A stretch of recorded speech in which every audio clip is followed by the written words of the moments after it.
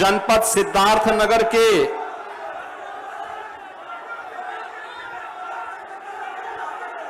बांसी डुमरियागंज से जुड़ी हुई परियोजनाओं के लोकार्पण और शिलान्यास के लिए आयोजित आज के इस समारोह में मंच पर उपस्थित डुमरियागंज के लोकप्रिय सांसद श्री जगदंबिका पाल जी, बांसी के लोकप्रिय विधायक श्री जयप्रताप सिंह जी, माननीय विधायक कपिलवस्तु श्यामधनी राही जी, माननीय विधायक सोरठगढ़ श्री विनय वर्मा जी, विधान परिषद सदस्य श्री सुभाष यदुवंशी, विधान परिषद सदस्य श्री ध्रुव कुमार त्रिपाठी जी, जिला पंचायत अध्यक्ष श्रीमती शीतल सिंह जी, पूर्व मंत्री श्री सतीश द्विवेदी जी, पूर्व विधायक श्री राघवेंद्र प्रताप सिंह जी,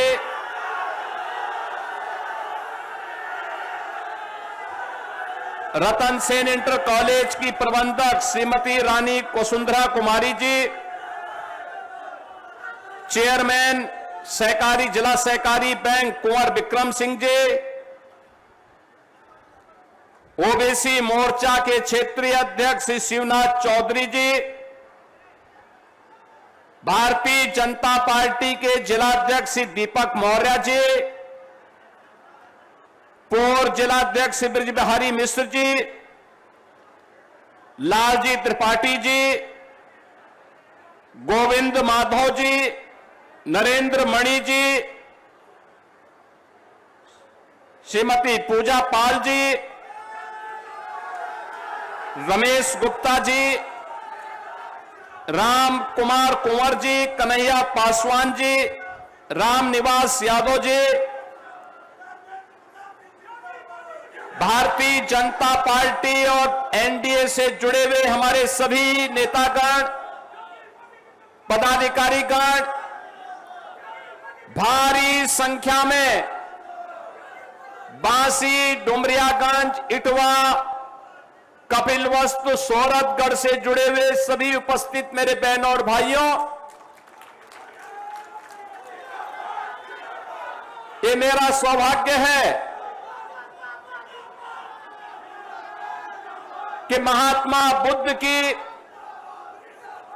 इस पावन धरा सिद्धार्थनगर में मुझे आज एक बार फिर से आने का अवसर प्राप्त हुआ है।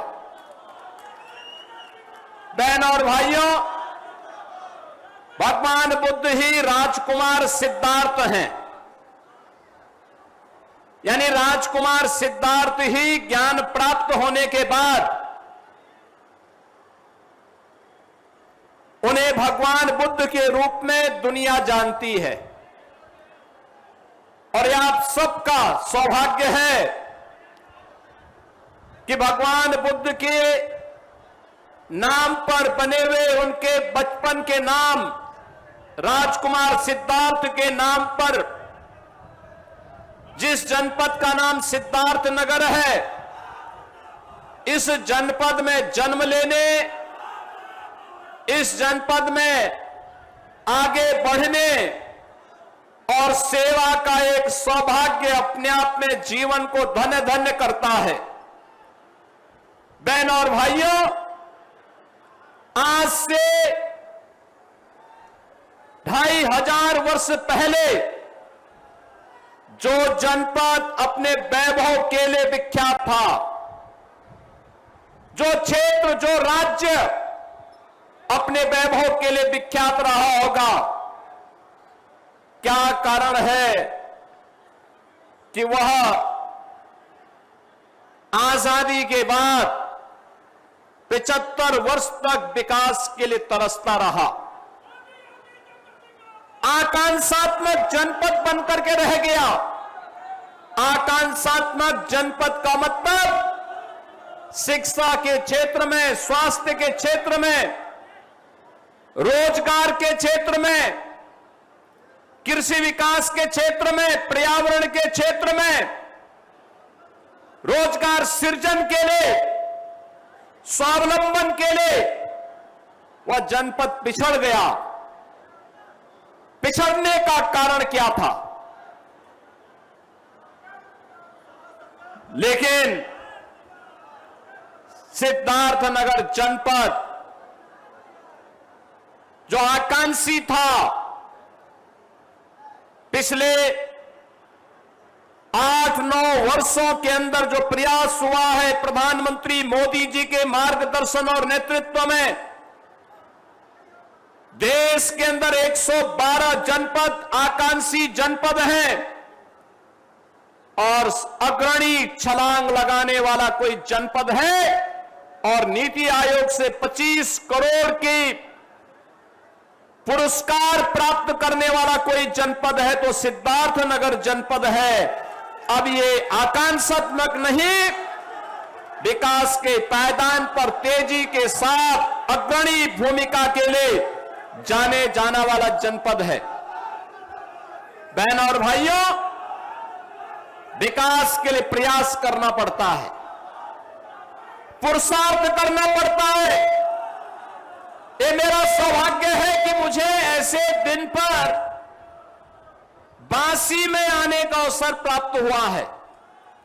बांसी रतन सेन इंटर कॉलेज एक समृद्ध परंपरा रही है यहां की, और उस परंपरा के साथ इस इंटर कॉलेज में मुझे आज आपके बीच में आने का अवसर प्राप्त हुआ है।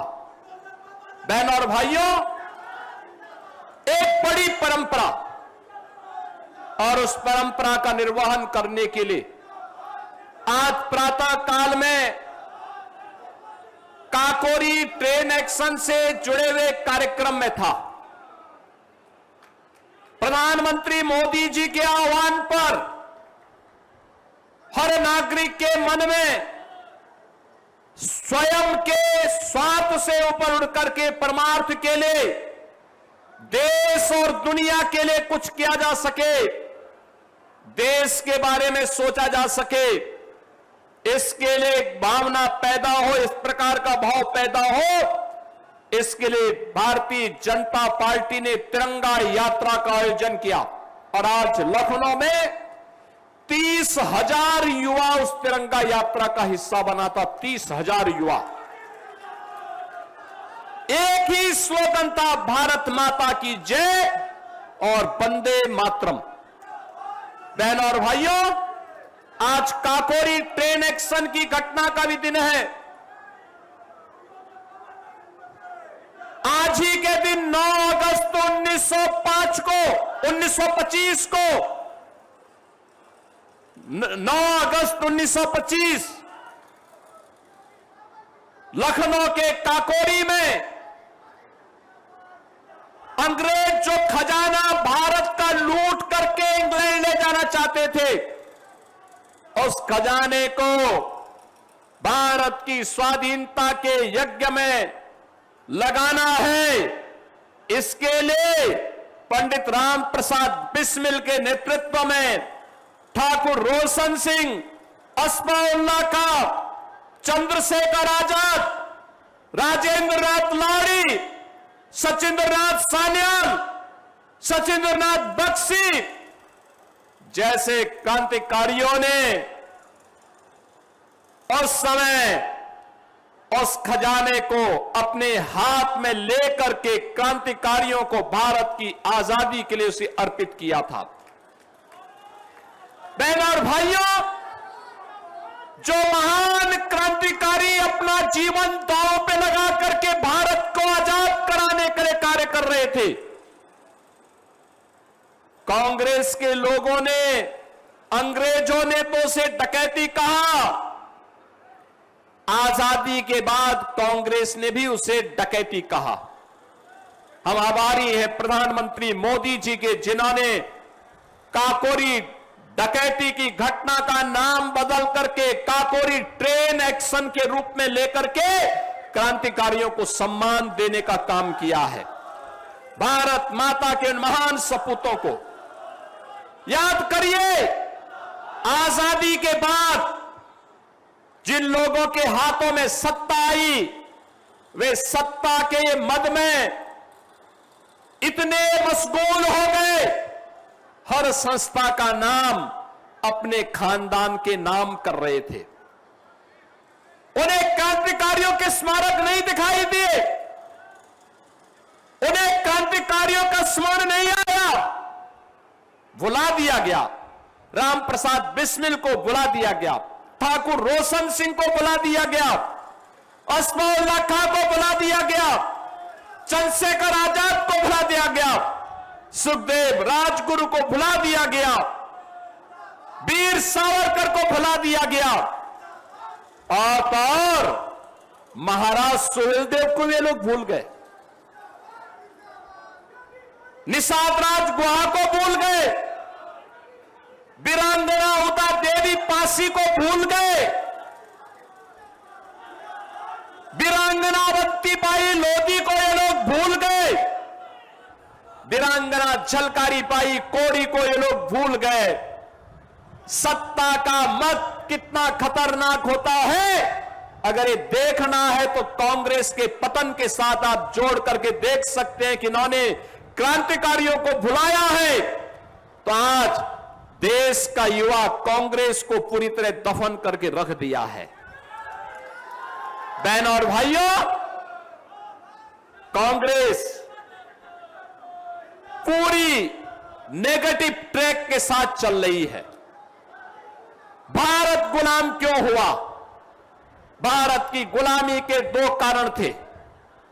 एक कारण था अंतर्विरोध, आपस में एक दूसरे को नीचा दिखाने की प्रवृत्ति, जाति के नाम पर, क्षेत्र के नाम पर, भाषा के नाम पर समाज को बांटने की कुप्रवृत्ति, और दूसरा अपने ही संस्थाओं के प्रति षड्यंत्र करने की भाव। हर व्यक्ति इस बात को मानता था, जिन लोगों का दायित्व था देश को दिशा देने की, समाज को आगे बढ़ाने की, वही लोग उस समय समाज को दिग्भ्रमित कर रहे थे। देश गुलाम हुआ, सैकड़ों वर्षों की इस गुलामी के खिलाफ 1857 के प्रथम स्वातंत्र समर से चली एक लड़ाई, कभी मंगल पांडे ने जो चिंगारी जलाई थी, जो चिंगारी गोरखपुर में बंधु सिंह ने जलाई थी, जो चिंगारी बिठूर में त्याता टोपे के नेतृत्व में आगे बढ़ी थी, जो चिंगारी झांसी में झांसी की रानी लक्ष्मीबाई के नेतृत्व में आगे बढ़ी थी, जो चिंगारी मेरठ में धन सिंह कोतवाल के नेतृत्व में आगे बढ़ी थी, वह चिंगारी आगे बढ़ती गई। और चिंगारी का परिणाम था कि लगातार किसी न किसी जनपद में क्रांतिकारियों के द्वारा अंग्रेजों की चूलों को हिलाने का काम किया जाता रहा। यह लड़ाई आगे बढ़ती रही।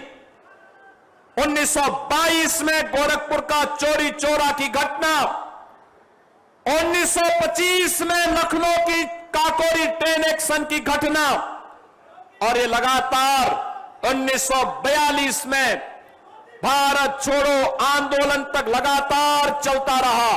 और आज उसी 9 अगस्त की तिथि काकोरी ट्रेन एक्शन की तिथि है, जो बहनों और भाइयों, हर नौजवान को अपनी मातृभूमि के साथ, मातृभूमि को सर्वोच्च मानते हुए उन अमर बलिदानियों ने अपना बलिदान दिया था। मातृभूमि को सर्वोच्च मानते हुए ही पंडित राम प्रसाद बिस्मिल फांसी के फंदे पर झूले थे।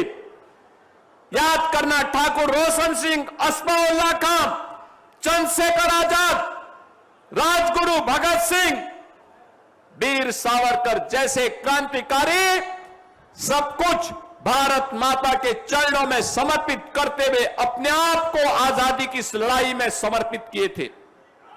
और आज जो पाप उस कालखंड में बांटने का काम उस कालखंड में उन लोगों ने किया था, जिसके कारण देश गुलाम हुआ था, वही पाप आज कांग्रेस और समाजवादी पार्टी के नेता समाज को जाति के नाम पर बांटने का पाप फिर से कर रहे हैं। बहनों और भाइयों, इनके बांटने का परिणाम क्या है?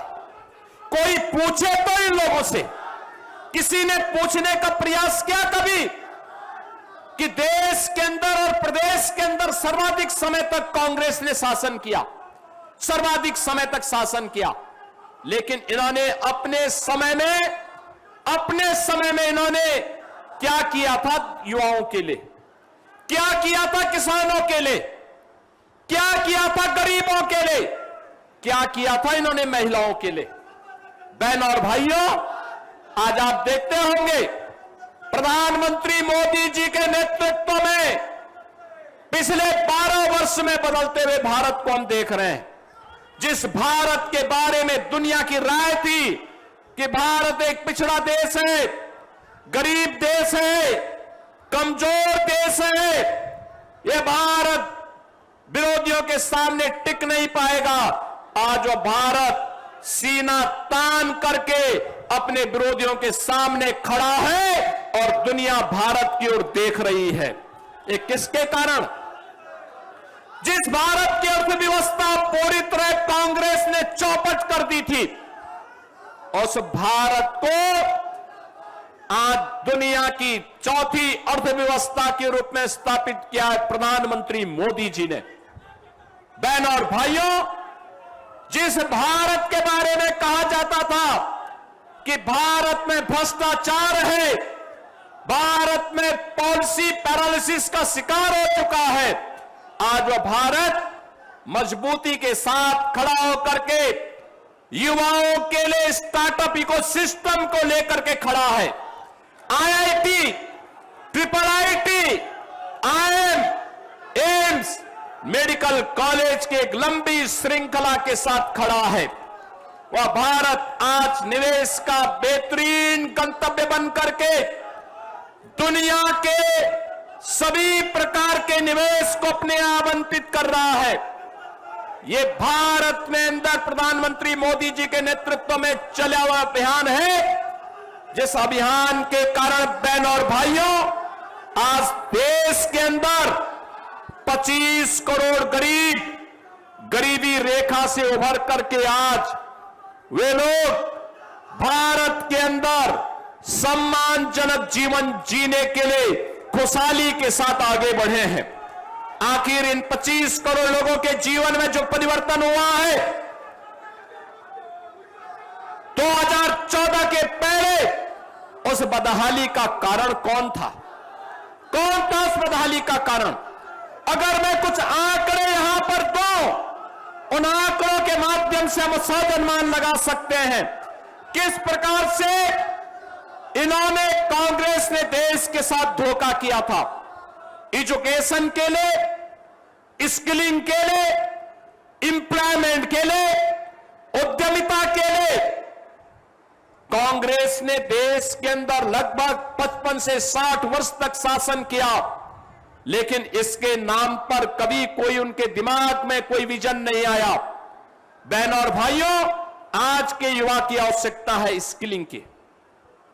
आज के युवा की आवश्यकता है उसे अच्छी शिक्षा प्राप्त हो, स्किलिंग की व्यवस्था हो, एम्प्लॉयमेंट की व्यवस्था हो, नौकरी मिले, उद्यमिता के अवसर हो। और हम कह सकते हैं प्रधानमंत्री मोदी जी के नेतृत्व में पिछले 12 वर्ष में 17 करोड़ लोगों को देश के अंदर जॉब मिली है। 17 करोड़ लोगों को। बहनों और भाइयों, कौशल विकास के माध्यम से 2014 के पहले स्किलिंग की कोई व्यवस्था नहीं थी, और आज मैं कह सकता हूं यूपी समेत पूरे देश के अंदर 17,000 स्किल डेवलपमेंट के सेंटर हैं। 17,000 स्किल डेवलपमेंट के सेंटर हैं। 15,000 से अधिक ITI है और IIT की संख्या अब 16 से बढ़ करके 23 हुई है और IIM की संख्या 13 से बढ़ करके 22 हुई है।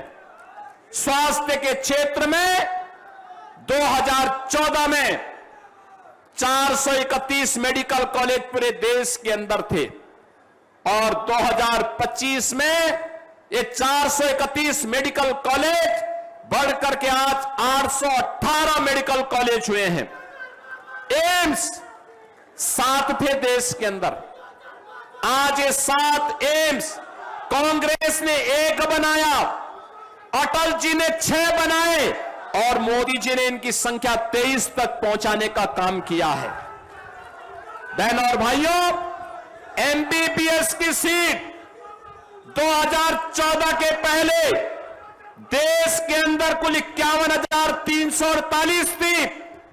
आज मोदी जी के नेतृत्व में 1,28,926 युवा मेडिकल में MBBS में प्रवेश प्राप्त करता है।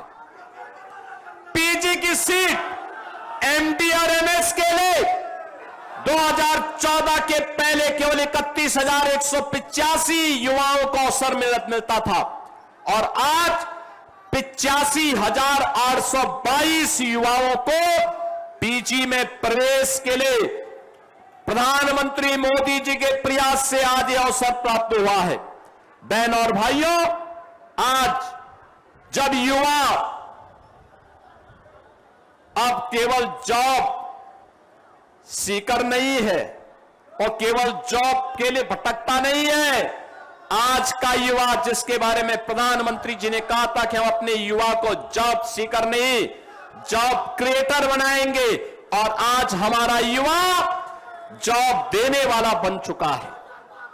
भारत के अंदर जो स्टार्टअप का एक इकोसिस्टम विकसित हुआ है, आज आप देख सकते हैं और उस इकोसिस्टम के माध्यम से कितनी तेजी के साथ भारत ने उसका विस्तार किया है। यह अत्यंत हम सब लोगों को देख करके, युवाओं की प्रतिभा को देख करके हम लोगों को लगता है कि चाहे वह PM स्टार्टअप की स्कीम हो, PM स्टैंडअप की स्कीम हो, डिजिटल इंडिया की स्कीम हो, युवाओं के लिए PM इंटर्नशिप की स्कीम हो या फिर मिशन रोजगार के अंदर इन युवाओं के लिए नौकरी देने के बाद आज बिना भेदभाव के युवाओं को नौकरी उपलब्ध करवाई जा रही है।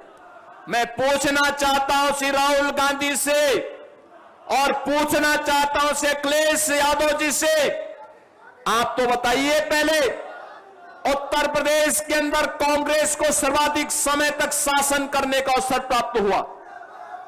समाजवादी पार्टी को 4 बार प्रदेश के अंदर मुख्यमंत्री बनने का अवसर प्राप्त हुआ।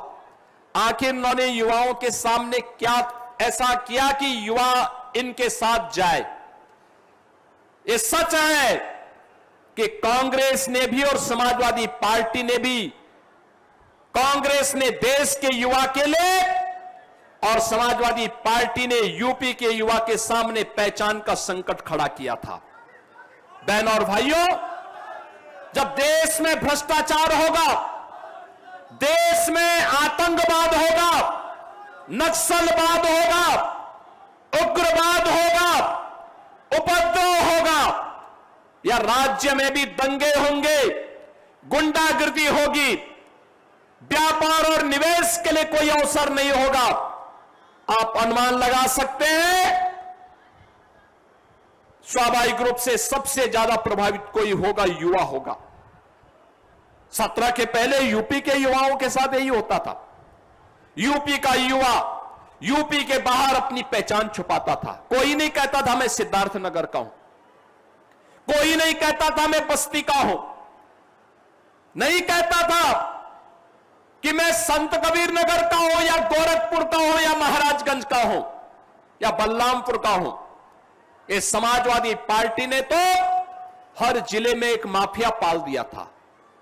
हर जिले में माफिया, हर थाने में माफिया का कब्जा, हर तहसील में माफिया का कब्जा, गरीब की जमीन पर कब्जा होता था, लैंड माफिया,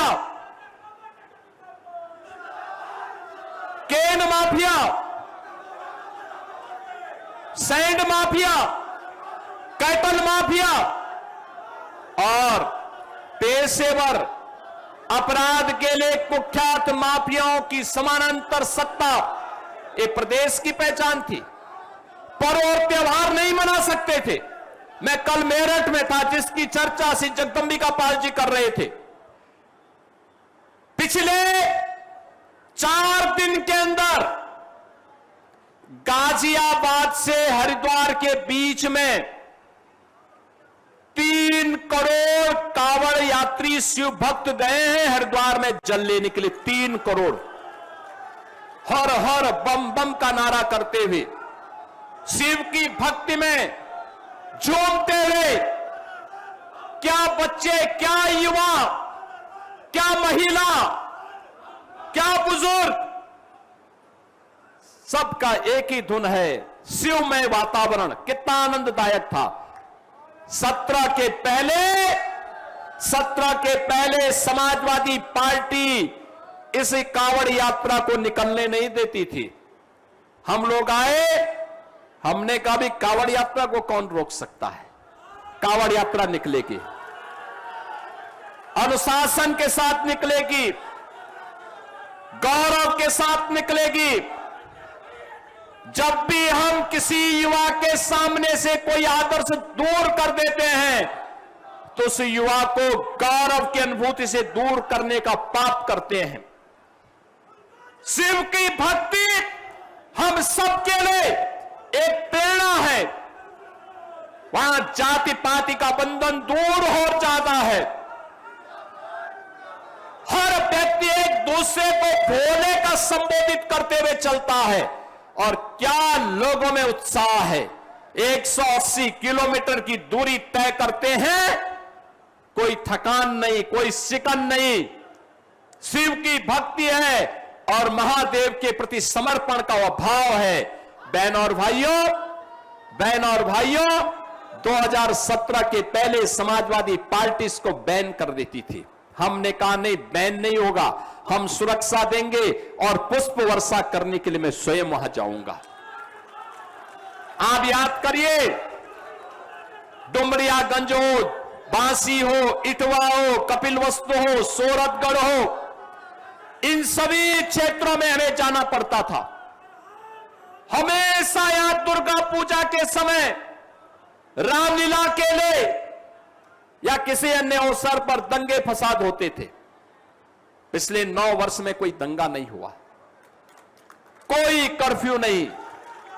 आज यूपी में कर्फ्यू नहीं, दंगा नहीं। अब यूपी में सब चंगा है। हर व्यक्ति अपने काम धंधे में लगा है, अपना व्यवसाय कर रहा है। बेटी की सुरक्षा में कोई सेंध नहीं लगा सकता। व्यापारी की संपत्ति पर कोई जबरदस्ती कब्जा नहीं कर सकता है। बहनों और भाइयों, 2017 के पहले ये सब नहीं था। 2014 के पहले देश के अंदर कांग्रेस ने इतना ही नकारात्मक वातावरण बनाया हुआ था। देश के बाहर युवा नहीं जा सकता था, पहचान का संकट था। एक भ्रष्ट देश के रूप में, कमजोर देश के रूप में कांग्रेस ने भारत की पहचान पे धब्बा लगाया था। बहनों और भाइयों, आज मैं आप सबसे कहना चाहता हूं, Samajwadi party 1 district 1 mafia party थी और हमने 1 डिस्ट्रिक्ट 1 मेडिकल कॉलेज दिया है। कोई सोचता था माधव बाबू के नाम पे मेडिकल कॉलेज बनेगा? आज स्वर्गीय माधव प्रसाद त्रिपाठी मेडिकल कॉलेज सिद्धार्थनगर में बन करके तैयार है और कार्य कर रहा है। आज बहनों और भाइयों, 1 डिस्ट्रिक्ट 1 प्रोडक्ट में भगवान बुद्ध का प्रसाद। आज आपके सामने काला नमक चावल, मैं देख रहा था काला नमक चावल, 1 किलो का दाम 200 रुपया मिल रहा है। 1 किलो का दाम 200 रुपया। और डिमांड इतनी है कि उतनी सप्लाई नहीं हो पा रही है।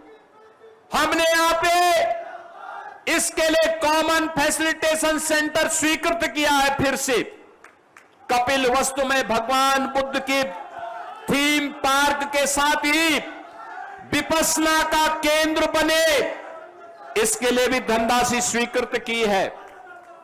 बहनों और भाइयों, बेसिक शिक्षा की हालत क्या थी 2017 के पहले, और समाजवादी पार्टी ने तो उस समय घोषणा कर दी थी कि नकल हमारा जन्मसिद्ध अधिकार है, यानी नकल के माध्यम से प्रदेश के युवाओं के सामने इन्होंने संकट खड़ा किया था। उन्हें स्वावलंबन के पथ पर आगे बढ़ने के लिए उन्होंने सारे अवसर समाप्त कर दिए थे, और नौकरी आती थी तो समाजवादी पार्टी का सेफाई सिंडिकेट वसूली के लिए निकल पड़ता था। बहनों और भाइयों, चाचा भतीजे की लूट, युवा या तो पलायन करने के लिए मजबूर होता था या युवा आत्महत्या करने के लिए मजबूर होता था। आज मैं कह सकता हूं 9 वर्ष में हमारी सरकार ने 9 लाख से अधिक नौजवानों को सरकारी नौकरी दी है। 9 लाख सरकारी नौकरी, और ये सरकारी नौकरी आपके सिद्धार्थनगर के नौजवानों को ही प्राप्त हुई है। आज जब मैं नियुक्ति पत्र वितरित करता हूं तो बहनों और भाइयों, नियुक्ति पत्र में सिद्धार्थनगर का नौजवान भी होता है, और मैं पूछता हूं कहां से हो, तो नौजवान बोलता है कि बाबा बांसी से हैं। उनमें से बहुत सारे नौजवान ऐसे होते हैं जिनके पिता, जिनके भाई सिद्धार्थनगर के अंदर आंदोलनों में हमारे साथ खड़े होते थे, देखते थे, मैं देखता था, मुझे अच्छा लगता है कि आज उसके परिवार का वारिस अपने परिश्रम से नौकरी प्राप्त कर रहा है। बहनों और भाइयों, आज यहां पे विकास की एक नई लहर चली है। गोरखपुर से सिद्धार्थनगर जनपद होते हुए शामली तक इकोनॉमिक कॉरिडोर बन रहा है। 6 लेन का बनेगा ये, और 6 लेन का इकोनॉमिक कॉरिडोर 8 लेन तक बढ़ेगा।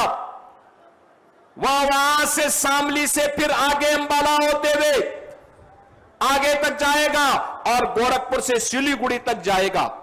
आपका जनपद भी उसके साथ जुड़ा है, और इसके साथ ही north west, north south corridor में भी हम सिद्धार्थनगर से बांसी होते हुए, बस्ती होते हुए, अंबेडकर नगर होते हुए, प्रयागराज होते हुए चित्रकूट तक, इसको भी हमने, इस मार्ग को भी लिया है। बहनों और भाइयों, आज विकास की कमी नहीं, विकास के लिए आपके द्वारा चुने गए जो जनप्रतिनिधि हैं, आपके राजा जयप्रताप सिंह जी बांसी से, कपिल वस्तु से श्री श्यामधनी राय जी, सोरठगढ़ से श्री विनय वर्मा जी, और सांसद के रूप में पाल साहब का तो कहना ही क्या है। दिन रात मेहनत करते हैं, योजनाओं के लिए प्रयास करते हैं, एक एक स्कीम को लेके आते हैं, कहीं पॉलिटेक्निक, कहीं ITI, कहीं पर विकास की योजना के लिए हॉस्पिटल, कहीं पे CM कंपोजिट विद्यालय, और अब तो हमने कहा है यूपी के अंदर बहुत शीघ्र हम युवा नीति लेकर के आ रहे हैं। हर जिले के अंदर, हर महाविद्यालय के अंदर, हर विश्वविद्यालय के अंदर युवा के लिए मुख्यमंत्री अभ्युदय कोचिंग की व्यवस्था। आपको यूनियन पब्लिक सर्विस कमीशन की परीक्षा की तैयारी करनी हो, Uttar Pradesh public service commission की तैयारी करनी हो, नीट की तैयारी करनी हो, IIT JEE की तैयारी करनी हो, या किसी अन्य परीक्षा की, प्रतियोगी परीक्षा की तैयारी करनी हो, आपको आपके महाविद्यालय, विश्वविद्यालय में हम वर्चुअल भी और फिजिकल भी वहां क्लास की व्यवस्था रहेगी। और पढ़ाने वाले कौन होंगे? पढ़ाने वाला होगा वहां का डीएम भी 1 घंटा देगा, एसपी 1 घंटा देगा, क्योंकि उन्होंने यूपीएससी क्लियर किया है। एसडीएम जो यूनियन स्टेट की यूपी पब्लिक सर्विस कमीशन से जिन्होंने पास किया है, वे भी बना वहां आकर के एक क्लास लेंगे। डॉक्टर जो नीट क्वालिफाई करने के बाद डॉक्टर बना है, वह एक क्लास लेगा। इंजीनियर जो आईआईटी जेई से पास होकर के आज इरिगेशन में, पीडब्ल्यूडी में, विभिन्न विभागों में कार्य कर रहा है, वह भी वहां देगा। बैंक के पीओ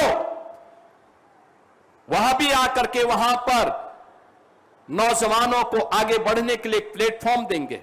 और अब तो आईटीआई, कोई सोचता था आईटीआई में, कोई सोचता था आईटीआई में आर्टिफिशियल इंटेलिजेंस के बारे में बताया जाएगा, ड्रोन टेक्नोलॉजी के बारे में बताया जाएगा, रोबोटिक के बारे में बताया जाएगा, 3D प्रिंटिंग के बारे में बताया जाएगा। लेकिन आपके जनपद में भी हुआ है। 2 आईटीआई को हमने इसके साथ जोड़ा है और अभी पॉलिटेक्निक को भी जोड़ने की तैयारी चल रही है।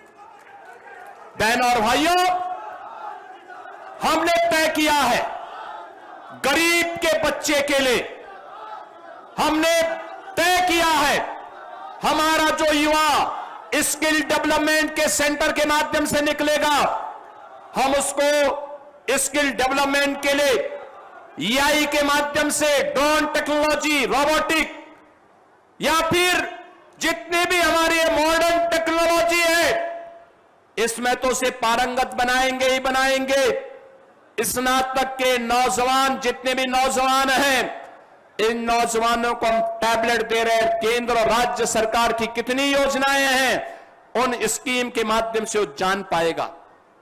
मेधावी बेटियों के लिए हम बहुत शीघ्र स्कूटी लेकर के आ रहे हैं। स्नातक में पढ़ने वाली बेटियां, आप गरीब की बेटी भी अपनी स्कूटी से विद्यालय जा पाएगा। अब बेटी की सुरक्षा में कोई सेंध नहीं लगाता है, क्योंकि सेंधमारी करने का वो समय समाप्त। जब लोगों में कहावत थी कि देख सपाई बिटिया घबराई, अब सपा का नहीं, अब ये राष्ट्रवादी डबल इंजन सरकार का समय है। बहन और भाइयों, बेटी और व्यापारी की सुरक्षा में सेंध लगाने का मतलब या तो जेल या जहन्नुम, इसके अलावा तीसरा कोई अन्य स्थान नहीं। आज गरीब को राशन मिल रहा है। प्रदेश में 16 करोड़ गरीबों को राशन, 10 करोड़ गरीबों के लिए आयुष्मान भारत की सुविधा, 5 लाख रुपए की हर वर्ष उपचार की, किसी भी पैनल्ड हॉस्पिटल में जाके उपचार करा सकता है। 65 लाख गरीबों को हमने प्रदेश के अंदर आवास दिया है और 6 लाख और स्वीकृत कर दिए हैं। बहन और भाइयों, कोई सोचता था गरीब के घर में चूल्हा जलेगा रसोई गैस से? कोई सोचता था कि गरीब को फ्री में राशन मिलेगा? और इस सीजन में तो कांग्रेस और समाजवादी पार्टी के पाप के कारण सिद्धार्थनगर जनपद में, महाराजगंज में, कुशीनगर में, देवरिया में, गोरखपुर में, संत कबीर नगर में, बस्ती में, यह सीजन तो हर परिवार के लिए भय और दहशत का कारण बनता था। इंसेफ्लाइटिस से हजारों बच्चे पीड़ित होते थे, सैकड़ों बच्चों की मौत होती थी। एक कांग्रेस और समाजवादी पार्टी के कानों में कभी भी जू नहीं रेंगा, कभी इनको उन बच्चों के प्रति संवेदना नहीं थी। यही तो बच्चे आज बड़े हुए हैं, यही बच्चे आज युवा हैं, जिन बच्चों को डबल इंजन सरकार ने आज जीने के लिए उत्तम स्वास्थ्य की सुविधा दी है। आजादी के पहले से लेकर के 2017 तक यूपी में केवल 41 मेडिकल कॉलेज बने थे। और बहनों और भाइयों, पिछले 9 वर्ष में यूपी के अंदर हमने 83 मेडिकल कॉलेज बनाए हैं। यह संख्या 83 पहुंची है। यह बताता है कि सरकार में करने की इच्छा शक्ति होती है तो सरकार कर सकती है। अब वही प्रक्रिया आगे बढ़ाने के लिए सिद्धार्थनगर जनपद जो आज आकांक्षात्मक जनपद से उभर करके विकास के पायदान पर अग्रणी जनपद के रूप में अपने आप को स्थापित किया है, एक इंडस्ट्रियल कॉरिडोर के निर्माण के लिए भी हम लोगों ने भूमि अधिग्रहण की कार्रवाई को आगे बढ़ाया है।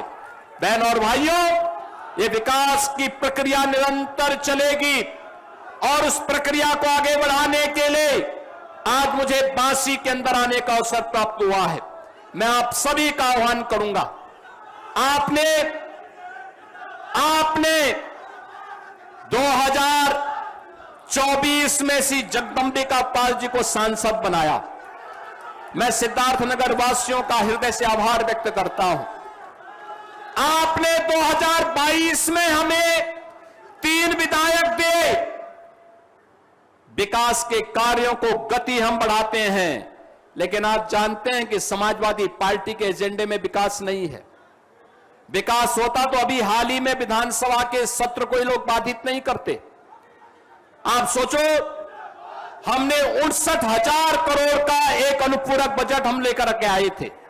59,000 करोड़ में युवा के लिए, महिला के लिए, गरीब के लिए, किसान के लिए हम पैसा लेकर के आए थे।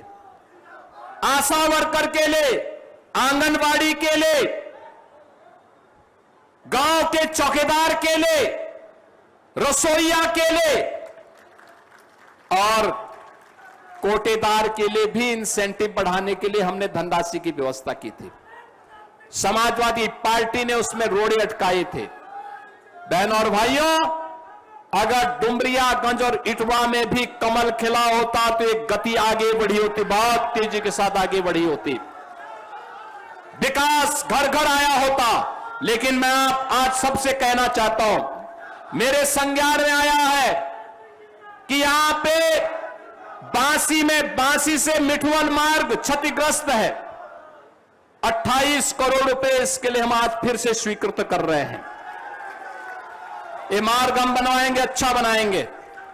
डुमरियागंज में भडरिया से बढ़नी चापा मार्ग यह भी क्षतिग्रस्त है, इसके लिए 24 करोड़ 58 लाख रुपए इसके लिए भी हम लोग स्वीकृत कर रहे हैं। इटवा में बढ़िया से गोरा बाजार मार्ग ये क्षतिग्रस्त होने के कारण यह भी आवागमन बाधित है, इसको भी हम स्वीकृत कर रहे हैं। हमारे माननीय विधायकों ने, सांसद जी ने जो प्रस्ताव दिए हैं, पदाधिकारियों ने जो प्रस्ताव दिए हैं, उन सब पर भी हम कार्य कर रहे हैं। मैं आज आपको आह्वान करने के लिए आया हूं। बहनों और भाइयों, एक सकारात्मक भाव के साथ, बिना भेदभाव के शासन की योजना को हर गरीब, हर गांव, हर किसान और हर नौजवान तक पहुंचाने के लिए प्रतिबद्ध ये डबल इंजन की सरकार आज जिस मजबूती के साथ कार्य कर रही है, क्रांतिकारियों के सपनों को, स्वाधीनता संग्राम सेनानियों के सपने को साकार करने के लिए आप सभी इस अभियान का हिस्सा बने। और उस अभियान का हिस्सा बनने के लिए भारतीय जनता पार्टी के नेतृत्व में एनडीए आपका आह्वान करती है। आपका आशीर्वाद अगर इन लोगों को प्राप्त होगा तो आपको विकास के लिए, रोजगार के लिए, स्किलिंग के लिए, निवेश के लिए भटकना नहीं पड़ेगा। कल्याणकारी योजनाओं के लिए भटकना नहीं पड़ेगा। सुरक्षा और सुशासन के लिए मोहताज नहीं होना पड़ेगा। हमने 12 वर्ष में प्रधानमंत्री मोदी जी के नेतृत्व में देश ने परिवर्तन देखा है और 9 वर्ष में उत्तर प्रदेश में डबल इंजन की सरकार के परिवर्तन के आप सब साक्षी हैं। उसको और तेज गति से आगे बढ़ाने का आह्वान करते हुए मैं आप सभी सिद्धार्थनगर जनपद वासियों का, बांसी, डुमरियागंज, इटवा, कपिलवस्तु, सोरठगढ़ से जुड़े हुए आप सभी बहनों और भाइयों का मैं हृदय से धन्यवाद करता हूं। आपको प्रदेश देश की आजादी के 80वें स्वाधीनता दिवस की मैं अभी से अग्रिम बधाई देता हूं और आपसे आह्वान करता हूं। प्रधानमंत्री मोदी जी ने हर घर तिरंगा का आह्वान किया है। हर घर पे तिरंगा लगना चाहिए। ये भारत की आन बान शान का प्रतीक है। आप सभी के प्रति मेरी मंगल में शुभकामनाएं हैं। धन्यवाद। जय हिंद, जय जय श्री राम।